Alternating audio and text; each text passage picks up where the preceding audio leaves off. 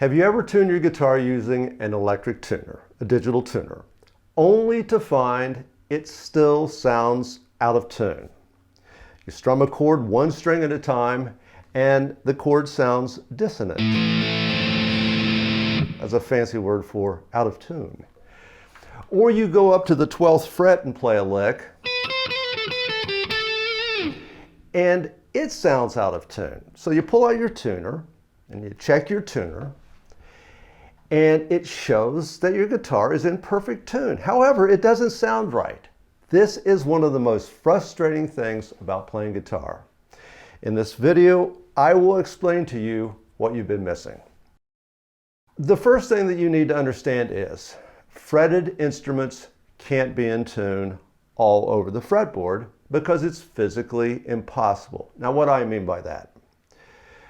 Frets are imperfectly positioned.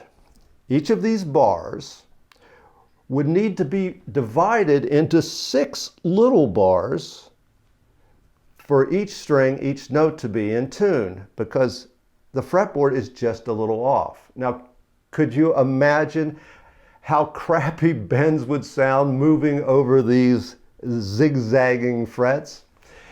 On the other hand, violins are fretless and can be played by a virtuoso violinist completely in tune because they can use their playing technique to make adjustments.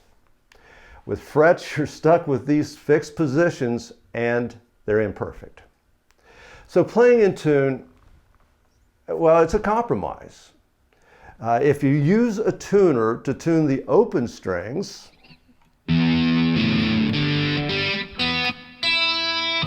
as you move up the fretboard, there will be tuning problems as you go up, because the further you get away from what was in perfect tune, it starts to get out of tune.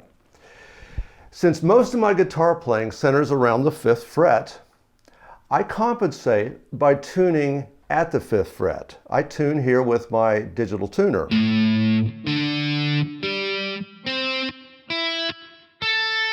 Sure, it's a little bit out of tune down here, and it's a little bit out of tune up here, but overall the tuning is balanced. This is my standard compensation tuning method. Now, the other tuning method that I use is for recording. You've probably played an A minor chord, for example, and then you changed to a D, and the A minor sounded great, but the D just was a little out of tune. At that point, for recording, you can't do this on stage, but for recording, I need to make a judgment call. If I'm sustaining the A minor and not the D, for example, I'll tune the A minor chord, and I'll usually do this by ear, but you can also use a digital tuner. So these are my 2 simple methods of compensation. 1, tune somewhere in the middle of your guitar. Well, your fretboard. But number 2, tune for recording purposes. Another example of my recording tuning is, I might play a lead up at the 12th fret, and I punch it in for recording, which means I'm only doing this small little snippet of lead. So I'm only playing the lead briefly, and I'm only playing at this point on my guitar, or this position on my guitar. I'll go to that area of the fretboard and I'll tune there. I'll tune each string right at the 12th fret. And then as I record each part following that, I'll sweeten my tuning a bit depending on where I'm playing on the fretboard and what I'm playing. And I'll usually do this by ear. Now, I know this sounds really technical, and quite frankly, a lot of times I don't do that. But if I'm noticing some chords or leads out of tune, I will go to that area, tune it, and then punch the part in. One other thing about a digital tuner. Although it's perfect, our perception of pitch isn't. A professional always does the fine-tuning by ear because a tuner appears to be inaccurate. What's really inaccurate is our perception of pitch. So, Might be a little difficult to understand. But just because the tuner is perfect doesn't mean that we hear perfectly. We don't. Years ago, I was in a recording studio, Pasha Studio in Hollywood. Down the hall from where I was recording, Wasp was recording in another room. Chris Holmes was a guitarist at the time, and I went in, was talking to him, and he pointed to the trash can and said, "Blackie got tired of me playing out of tune and he trashed my tuner." And I looked over there, it was a $500 Conn strobe tuner, state of the art back then. And the problem wasn't with the tuner, it's the sweetening after you use the tuner. It's just we don't hear perfectly and we must make adjustments so it sounds perfect to us. Electric guitar tuners are a good starting point. The information that I've shared so far is, although it's simple, it's really for fairly advanced players. Beginners and intermediate players may not even hear the difference. So keep that in mind. But here are the challenges that these less experienced players face. Notes aren't fretted properly, and strings are pulled slightly sharp, causing you to play out of tune. For example, they're playing a lick that goes up the fretboard like this, and when they play each note, they'll slightly bend the string. Therefore, their guitar sounds out of tune. So some strings are pulled a little sharp, and others aren't. Sometimes chords are fretted sloppy. Instead of sounding like that, they sound like, I can't even do it. Here we go. Here's a sloppy chord.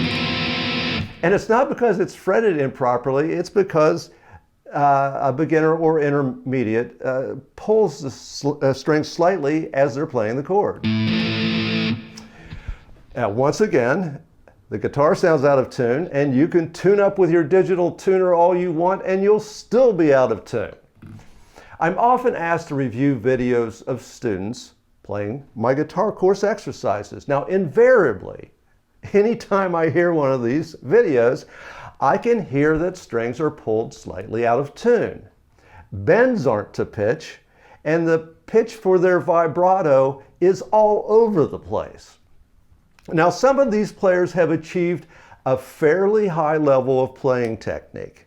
They can play in time, at tempo, sometimes really fast.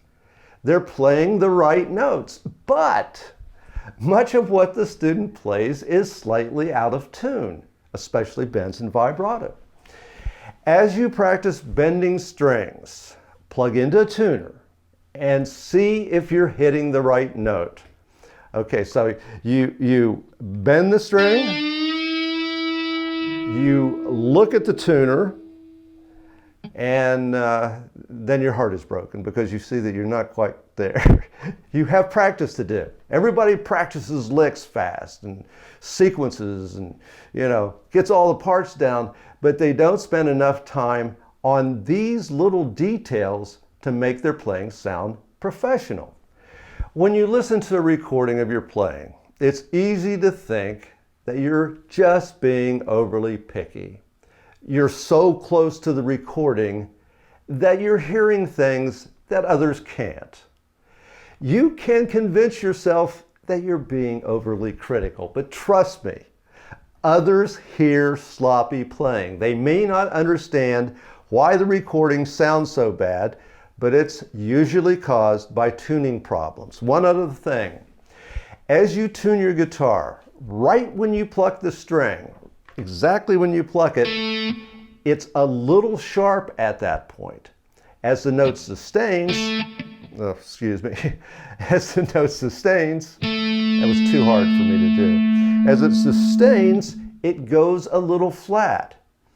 It's normally best to tune the first pitch that you see on the tuner right there instead of waiting for the note to settle down and it goes flat. Your guitar will actually sound out of tune.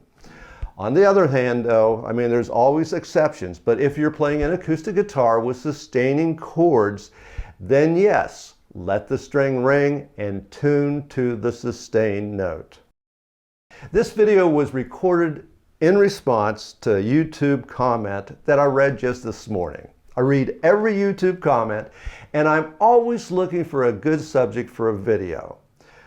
Please comment with your opinion and ideas, and most important, please subscribe to my channel.